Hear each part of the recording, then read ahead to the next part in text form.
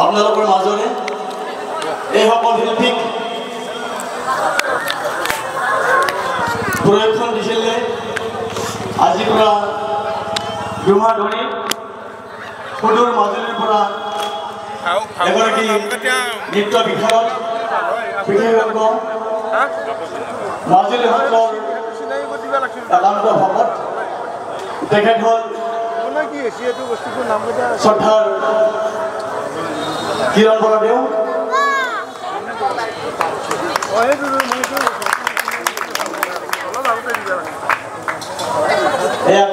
শ্ৰদ্ধাৰ কিৰণ বৰা বাপজনা এখেতে এই দুমাহ ধৰি ইয়াতে থাকি আমাৰ এই অঞ্চলৰ শিক্ষাৰ্থীসকলক অতি সুন্দৰভাৱে অতি ধৈৰ্যৰে শিক্ষাৰ্থীসকলক ধৈৰ্য ধৰি আপোনালোকৰ আগত উপস্থাপন কৰিবলৈ সমৰ্থ হ'ল তাৰ বাবে আমি আমাৰ অঞ্চলৰ সেৱা জনাইছোঁ আৰু এগৰাকী শিল্পী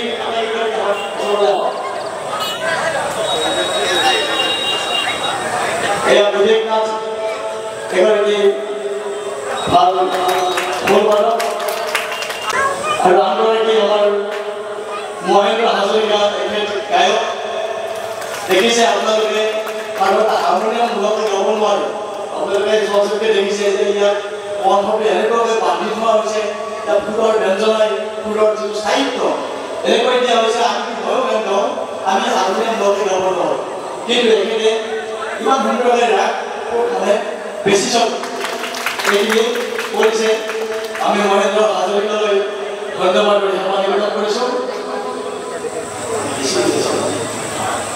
আৰু আনগৰাকী শিল্পী শ্ৰদ্ধাৰ হৃষিকেশ বৰুৱা একেবাৰে দেখাত যদি শকত পাইছে বেছি বেয়া হোৱা নাই আমি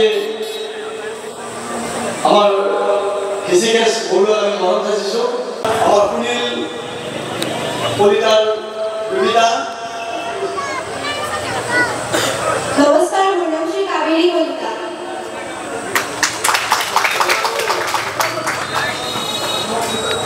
মোৰ চৰিত্ৰটো আছিল সূত্ৰধাৰৰ নমস্কাৰ মোৰ নাম শ্ৰী কলিতা কলিতা আৰু মোৰ চৰিত্ৰটো হ'ল বিশ্বামিত্ৰ আমাৰ জয়তলা চুবুৰীত তেওঁ নৃত্য কৰে খুব কম দিনৰ ভিতৰতে এইটো বাদ মই কৰিছিলোঁ কিন্তু মই নোৱাৰিলোঁ সম্ভৱনে আৰু এটা বৰ জটিল আমাৰ পাৰিব এই বৰ সুন্দৰভাৱে কৰিছে বৰ ভাল লাগিছে নমস্কাৰ মোৰ নাম শ্ৰী বৃষ্টি কলিতা মই মাৰিছোঁ ভগৰ ৰজা কয়া ৰমেন কলিতা ছোৱালী আছে নেকি কোনোবা ইয়াত ৰমেন কলিতা কিয় হ'ব লাগে কোনটো ৰমেন কলিতা তোমাৰ ভতিজী নমস্কাৰ মোৰ নাম শ্ৰী ৰীতা কলিতা শ্ৰী গৌতম কলিতা মাৰ নামটো কোৱা শ্ৰী নীলিমা কলিতা ধন্যবাদ গৌতমৰ ছোৱালী নমস্কাৰ মোৰ নাম শ্ৰী নয়না কলিতা মোৰ মাৰ নাম শ্ৰী অঞ্জনা কলিতা মোৰ গাঁও কয়া ধন্যবাদ নমস্কাৰ মোৰ নাম শ্ৰী দীপাশ্ৰী কলিতা মোৰ দেউতাৰ নাম শ্ৰী বুবুল কলিতা মোৰ মাৰ নাম শ্ৰী বিনীতা কলিতা এই কণমানি ছোৱালীজনী দেখিছে আপোনালোকে মানে সুন্দৰ মুখস্থ আছে আৰু সুন্দৰ অভিনয় একদম জিলজিলি শুভেচ্ছা জনাইছোঁ নমস্কাৰ মোৰ নাম শ্ৰী মাৰ্চিলা কলিতা মোৰ নাম শ্ৰী স্নিগ্ধা কলিতা মোৰ দেউতাৰ নাম শ্ৰী জয়ন্ত কলিতা মাৰ নাম বন্দনা কলিতা মই তাৰকা ৰাক্ষসী আৰু ৰজাৰ ভাৰ লৈছোঁ ধুনীয়া মই ৰাক্ষসী বুলি মাতোঁ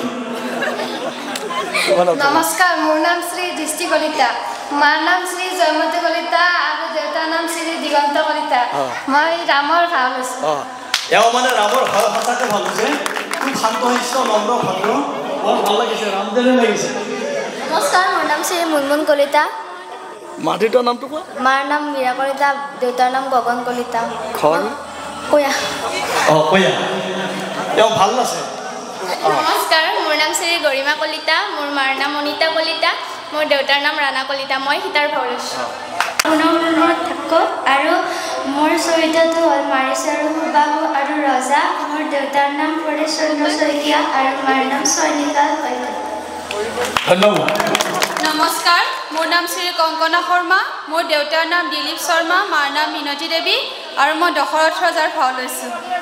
এওঁ দশৰথে হৈছে আচলতে। নমস্কাৰ, মোৰ নাম শ্ৰী সোণালী তালুকদাৰ, মোৰ দেউতাৰ নাম শ্ৰী অমৰেন্দ্ৰ তালুকদাৰ আৰু মাৰ নাম শ্ৰী গীতাঞ্জলি তালুকদাৰ। মই ইয়াত লীলাৱতীৰ চৰিত্ৰ লৈছোঁ। সুন্দৰ সুন্দৰ। নমস্কাৰ, মোৰ নাম শ্ৰী লিপিকা কলিতা, মোৰ দেউতাৰ নাম শ্ৰী মহেন্দ্ৰ কলিতা, মোৰ মাৰ নাম শ্ৰী টুটুমণি কলিতা আৰু মই ইয়াত ৰজাৰ ভাও লৈছোঁ। অতি সুন্দৰ, সঁচাতে হৈছে ন? নমস্কাৰ, মোৰ নাম শ্ৰী ঋষিতা কলিতা, মোৰ দেউতাৰ নাম শ্ৰী কনক কলিতা, মোৰ মাৰ নাম শ্ৰী ভনিতা কলিতা। মই মণিমন্ত্ৰৰ চৰিত্ৰ লৈছোঁ। এওঁ মণিমন্ত্ৰ মন্ত্ৰী, জনকৰ মন্ত্ৰী। নমস্কাৰ, মোৰ নাম শ্ৰী নিষ্ঠা কলিতা, মোৰ মাৰ নাম শ্ৰী মৰমী কলিতা, মোৰ দেউতাৰ নাম শ্ৰী হৰমোহন কলিতা। মই ৰজাৰ ভাও লৈছোঁ। নিষ্ঠা ন? মই ধৰিবই পৰা নাই।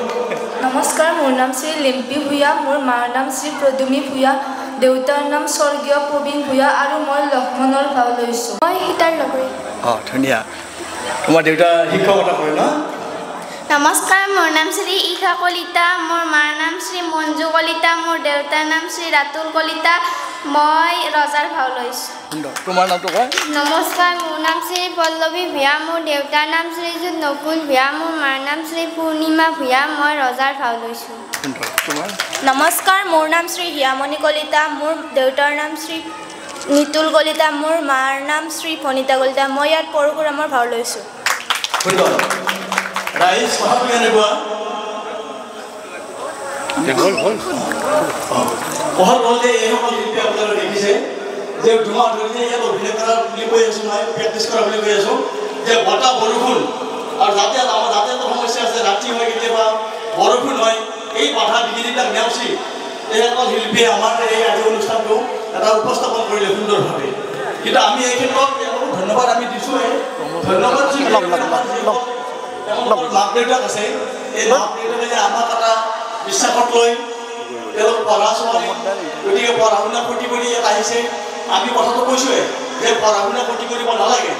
কোন ওচৰত কৈ এইখিনি সময় তোমালোকে 2 ঘণ্টা সময় আমাৰ লগত দিয়া, তোমালোকে এটা ভাল সুন্দৰ এটা বস্তু তোমালোকে পাবা। ভাল এটা মানে গুৰুজনৰ যিটো মানে নতুন কৃষ্টি আমাৰ এই অঞ্চলত নাই, প্ৰথম বোধহয় আগতে হৈছিল, এতিয়া প্ৰশিক্ষণ লৈ এনেকৈ মানে উপস্থাপন কৰা এইটো আমাৰ প্ৰথম। গতিকে আমি সকলোকে মানে এইসকল অভিভাৱকসকলক বা অভিভাৱিকাসকলক আমি ধন্যবাদ জনাইছোঁ, প্ৰণাম জনাইছোঁ। ভৱিষ্যতে তেওঁলোকে কোনো দ্বিধা সংকোচ নকৰি আমাৰ এনেকুৱা অনুষ্ঠান যদি আমি ভৱিষ্যতে পাতোঁ, ইয়াত বুলি নালাগে আমাৰ অঞ্চলত য'তে নাপাতোঁ দিয়ক, তেওঁবিলাকে যাতে পঠায় আৰু সম্পূৰ্ণ নিৰাপত্তা, সম্পূৰ্ণ সুস্থতা আৰু শৃংখলাবদ্ধতাৰে আমি এইবিলাক কৰিম। আৰু ৰাইজক আমি ধন্যবাদ দিছোঁ যে আপোনালোকে যিখিনি মৰম আছিলে এই ছাত্ৰ ছাত্ৰীসকলৰ বা এই অভিনেতা অভিনেত্ৰীসকলৰ যিটো অভিনয় আপোনালোকে চাই আমাক আপ্লুত কৰিলে। ইতিমধ্যে আমাৰ কাৰ্যকৰী সভাপতি আছে, এইখিনি প্ৰমুখ কৰি আপোনালোকে জানে। আমি গোটেই কমিটিটোৱে এই ধৰণে সহযোগিতা আগবঢ়াই আজি আপোনালোকৰ এইখিনি বস্তু উপস্থাপন কৰিছোঁ। এইবাৰ আমি আমাৰ কাৰ্যকৰী সভাপতি অনুষ্ঠানৰ তেখেতসকলে মই মাইক্ৰফোনটো আগবঢ়াই দিছোঁ। 25 বছৰ ৰূপালী জয়ন্তী উপলক্ষে আমি কেতবোৰ নতুন নতুন কাৰ্যসূচী হাতত লৈছিলোঁ। 5 দিনীয়াকৈ অনুষ্ঠিত কৰা এই ৰূপালী জয়ন্তী মহোৎসৱটো আমি গতানুগতিক কাৰ্যসূচীৰ উপৰিও এইবাৰ আমি নতুন কাৰ্যসূচী ৰাস নৃত্য আৰু ভাওনা, এই দুয়োটা বিষয় আমাৰ এই অঞ্চলৰ কাৰণে একেবাৰে নতুন। বিশেষকৈ ভাওনা কৃষ্টিটো আমাৰ নামনি অসমত এতিয়াও তেনেকুৱাকৈ জনপ্ৰিয় হোৱা নাই। তথাপি আমি চেষ্টা কৰিছিলোঁ যে আমাৰ এই অঞ্চলৰে যিসকল ছোৱালী আছে এই ছোৱালীবিলাকক আমি প্ৰশিক্ষণ দি ইয়াতে ভাওনা পৰিৱেশন কৰিব পাৰি নেকি। আৰু এই কথাটো চিন্তা কৰি আমি মাজুলীৰ পৰা আমাৰ নৃত্য বিহাৰত কিৰণ বৰা ডাঙৰীয়াক আমি প্ৰায় আজি 2 মাহ আমাৰ এই অঞ্চলতে ৰাখি আমাৰ এই ছোৱালীবিলাকক প্ৰশিক্ষণ দিয়াৰ আমি ব্যৱস্থা কৰিছিলোঁ।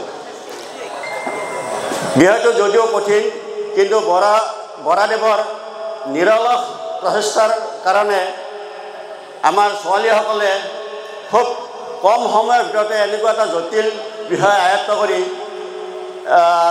আজি আপোনালোকৰ সন্মুখত পৰিৱেশন কৰিছে আমিও এই তেওঁলোকৰ পৰিৱেশন দেখা পাই আপ্লুত হৈছোঁ আৰু মই আশা ৰাখিছোঁ